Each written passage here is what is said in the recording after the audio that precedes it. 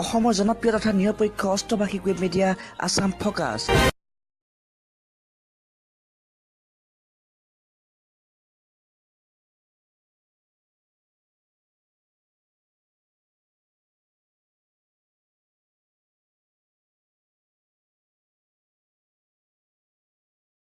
কি হৈছিলে আটাখিনি? এই আটাটো যদি আপুনি ধোৱাৰ অৱশেষত চাই যে এটা লডা নিচিনা ওলায়, সেই লডাটো যদি আপোনালোকে জ্বলাই দিয়ে তাৰ পৰা এটা গোন্ধ নিচিনা ওলায়। আমি অলপতে কৰি চাইছিলোঁ, বৰ্তমান এতিয়া আকৌ এবাৰ ট্ৰাই কৰি চাম।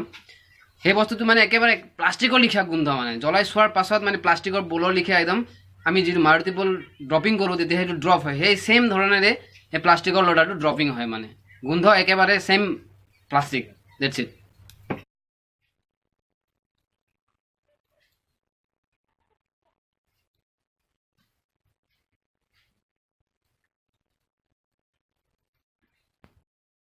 আটাখিনি জনাব নেকি? মঙ্গলবাৰে দিনাখন দেউতা বজাৰ গৈছিলে দেই। বজাৰ গৈ পিনে আটাটো আনিলে। আটাটো অনাৰ পিছত আমি চালোঁ, আটাটো বনালোঁ দেই। তাৰপিছত চাইছোঁ যে আগত যি খাইছিলোঁ যে আটা হেৰিটোৰ নিচিনা নহয়।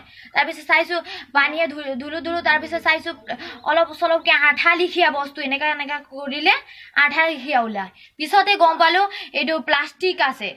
তাৰপিছত আমি হয়নে নহয় বুলি পৰীক্ষা কৰিবলৈ জ্বলাই চালোঁ নহয়, তেতিয়া গম পাইছোঁ যে প্লাষ্টিকৰ নিচিনাই, একদম প্লাষ্টিকৰ নিচিনাই গোন্ধ আহিছে।